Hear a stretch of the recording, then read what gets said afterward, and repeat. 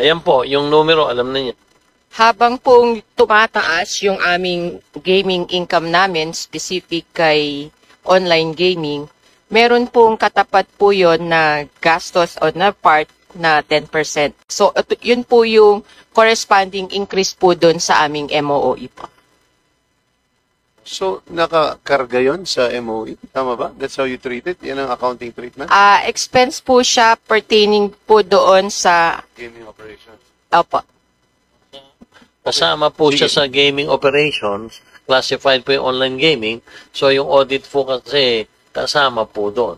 Doon po nakaklassify So sa siguro expense. titingnan lang din natin sa susunod na taon kasi parang ang O4 at O5 ay tila magkahalintulad in terms of income. Siguro i-review na rin natin. Hindi ko titingnan yung Detalye. annualized MOE ninyo pero provide nyo na lang kami. Ha? Okay.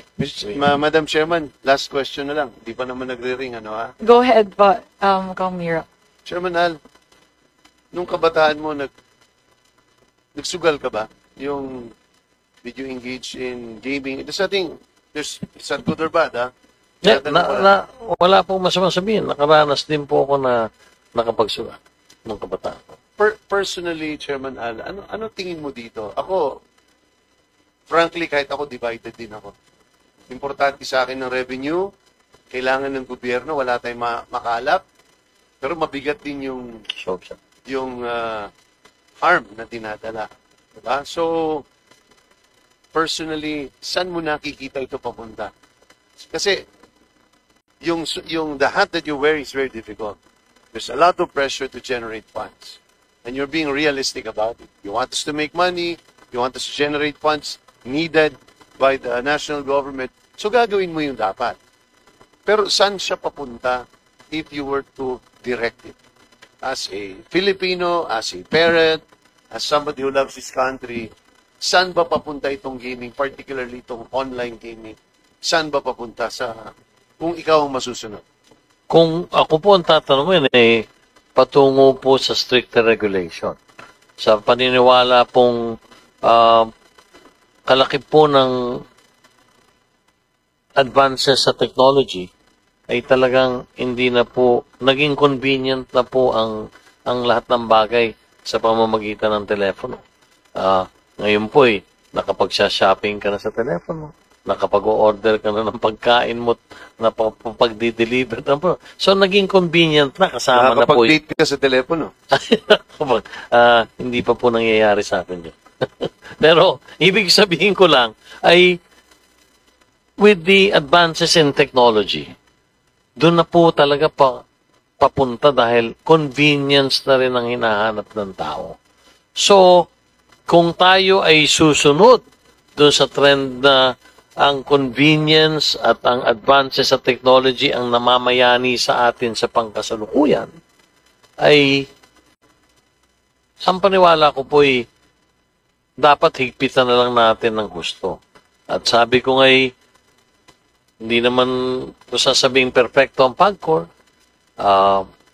Kami po'y humahabol din dahil ang trajectory exponential. Kailangan po regular ang adjustments. Kaya makikita naman po ninyo, hindi po kami nagpapabaya, pero hindi ko naman sinasabing sapat na rin ang aming ginagawa. Kaya sa tulong ninyo, sa tulong nating lahat, ang paniwala ko po'y pag stricter regulation ay makokontrol natin. At bilang isa namang dating naranasan din na kahit pa paano nakapasok sa casino, nakapagsugal, malaking bagay din po talaga rito yung may disiplina ka sa iyong sarili. Sapagkat kung talagang ikaw naman hindi na minor de edad, 21 taong gulang naman ang requirement ng PAGCOR bago ikaw ay makapagsugal. Ang pakiusap ko rin naman at perming sinasabing sa lahat ng mga nagsusugal dapat magkaroon din kayo ng disiplina.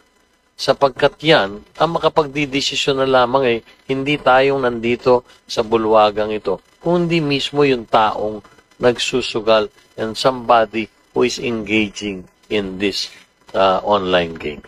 So, Madam Chair, maraming salamat. So, ibig sabihin, Chairman Al, hindi ka pabor sa total ban on online gaming? Maliwanag po at sa harapang ito at sa harap niyo at ako po'y I am not for a total ban because, as you said, the main mandate of PAGCOR is to try to generate as much revenue. However, what we really need to do, and that is what I'm pushing my fellow officials and fellow PAGCORians to do, is let us work for stricter regulations, and kung sakaling ang lalaganap na ito mga AI-powered tools na ito na magagamit ng mga operators at nag-PAGCOR, naniniwala po ako na magkakaroon ng calmness sa mga darating na mga buwan tungkol dito sa issue ng online game. Thank you very much, Representative Kimbo. We'll move to our next interpellator from the Deputy Minority Leader, Jet Nisay. Thank you, Madam Chair. Good afternoon, Chairman Tenko and team. A few questions lang, Madam Chair. It is correct that the Universal Healthcare Law mandates the 50% of the national government share from the income of PAGCOR ay dapat napupunta para sa PhilHealth. Doon po sa batas ng Universal Healthcare Act, maliwanag po doon na doon po sa rinirimit ng PAGCOR na buwanan sa National Treasury, 50% po or kalahati po noon ay dapat naia-allot for the PhilHealth subsidy. Yun po ay nakasaad sa batas at yun po ang sinusunod namin. With regard to remittance, nandun din po, Congressman, sa batas na i-remit namin yung kabuuan sa Bureau of Treasury at pagkatapos po nun, sila ang merong responsibilidad na i-remit yung kalahati nun sa PhilHealth. Thank you. Therefore po, what mechanisms are in place para masiguro ang accountability and traceability of these funds? Kanina ho, nabanggit ho ng ating mga kasamahan, hindi para ho nagagamit ng PhilHealth yung pondo na galing sa PAGCOR. Pero, banggit nyo naman ho kanina na naipadala nyo na ho sa Bureau of Treasury. Siguro po yung 2020, calendar year 2020 po na allocation po siguro yung nabanggit nyo kanina. Sa ganung paraan po, anong monitoring system, kung meron man, ang ginagamit ng PAGCOR upang matrack kung ang inyong social service contributions ay direktang nakakatulong sa mga intended programs and beneficiaries po? Madam Chair, Congressman Nisay, sa amin po ay sumusunod kami sa batas. Hindi po annual, buwanan po yung remittance namin sa National Treasury. It is anywhere between the 15th and the 20th of the succeeding month. So, doon po, again, I do not want to fault whoever, but iisa, Congressman Nisay, ang maliwanag. Hindi po nagkukulang ang PAGCOR. Meron po kasing isa rin na bagay na ang batas ay maliwanag. Halimbawa po, gusto ko lang paghambing, Philippine Sports Commission. We're required to remit 5% of our gross revenue. However, in the law, it states PAGCOR should remit directly to the Philippine Sports Commission on a monthly basis then. So maybe an amendment to the law para nang maliwanag, yung accountability ay talagang doon sa nagkakaloob ng pera. Again, hindi po ako official ng Department of Finance. Tinatanong mo, Congressman Nisay, kung anong sa aking paniwalay dapat na gawin. Ang akin po siguro may imumungkahi sapagkat inatas sa amin ng batas na i-remit namin ito at ito'y kalahati nito'y mapupunta dapat sa PhilHealth, baka pwedeng the amendment to that law is diretso ng i-remit ng PAGCOR yung share para sa PhilHealth na hindi na dumadaan sa Bureau of Treasury or sa National Treasury. Tulad po ito ng ginagawa sa mga batas na sumunod doon. Philippine Sports Commission, buwanan po, nagre-remit kami. Ang totoo'y, nung pong isang araw lamang, kapipirma ko lang ng cheque para sa Philippine Sports Commission. Yung pong renewable energy trust fund. Diretso din po, riniremit namin sa Department of Energy. So, kung sa inyong katanungan, yun lang po ang aking pwedeng imungkahi. Hindi po ako nangunguna kung sa anumang batas, pero sa inyong katanungan, yun po ang tugon ko. Madam Chair, kasi kanina ho nakita natin baka may mga loopholes o gray area na nangyayari kung bakit hindi nagagamit yung pondo na galing sa PAGCOR. Pero mas maganda sana ho kung magkaroon tayo ng inventory para din ho may, kumbaga ho, yung inventory na binigay nating pera, pondo, ay nakikita ho natin kung saan talaga ho nila nilalaan. Siguro ho, ganun ho, makakuha din ho tayo sa kanila. Lalo na sa PhilHealth po. Madam Opo, Chair. at karagdagan doon, Congressman Nisay, maaari pong isubmit din namin sa committee yung mga nai-remit na rin namin, pagpapatunay lamang na kami sumusunod do sa tinakda ng batas na buwanan ipadala mo sa Bureau of Treasury, sa Philippine Sports, sasubmit po namin yon Thank you. para mapag-aralan ninyo at makita ninyong wala pong pagkukulang ang PAGCOR dito sa mga itinakdang ng batas na mag-remit kami sa iba't ibang ahensya ng pamahalaan. Thank you, Madam Chair. Ang next question ko po, kanina binanggit din ho natin na yung monthly allocated na pondo sa PSC talagang direct ho. Di ba ho ba kada buwan may 200 million? Baka more than pa nga po di ba ho, Chairman?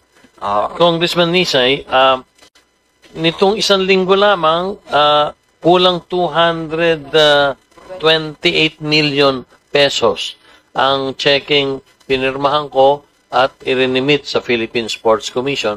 Ang pinoproject po namin sa taong 2025, mga 2.550 billion po ang maibibigay namin. Ito po ililiwanagin ko, hindi pa po kasama rito incentives to our athletes, coaches, and trainers. Dahil pag may nananalo po sa mga competition abroad and dito po sa atin, we are mandated by law to give directly to the winning medalists, whether gold, silver, and bronze, their respective incentives, at 50% po nun ay binibigyan pa po namin karagdagan yung coaches and trainers nung nasabing atleta na yun. So, beyond the mandated share po ninyo, talagang may iba pa ho kayong tulong Meron po. pagdating ho sa sports development and health promotion po, di ba ho, Na- Madam Chair? So, how much and paano ito nakakatulong sa ating mga kababayan? At para ho mas maganda ho, baka mabigyan nyo rin ho kami ng tulong ninyo sa mga grassroots and sports development program para ho maipresenta ho natin. Well, sa akin po, meron pong pulong nga kami ng bagong chairman natin ng Philippine Sports Commission sa darating na linggo. At siguro po yun, ilalatag at ihahayag niya kung ano yung mga programa. At ang sabi ko nga kung meron pang pwedeng itulong, tutulong pa rin tayo.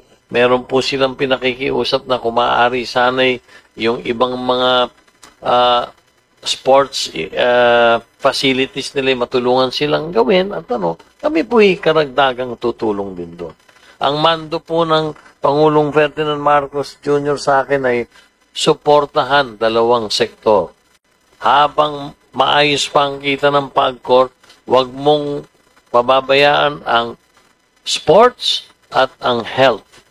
Para yan ay binanggit niya sa nakaraang SONA at personal po niyang ibinilin sa akin na hanggang kaya ng PAGCOR, ang utos po na personal sa akin ng Pangulong Ferdinand Marcos Jr., suportahan mo ang sports development at ang health services ng ating pamahalaan.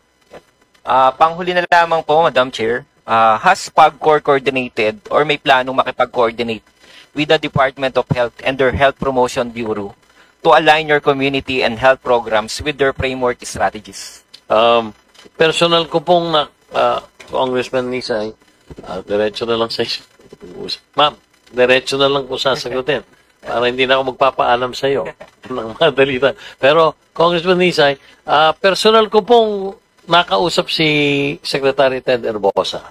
At isa po sa mahalagang pinag-usapan namin noong nakaraang linggo, ang tingnan kung paano nga pwedeng makatulong, makapagtayo ng mga rehabilitation centers para sa mga those who are addicted to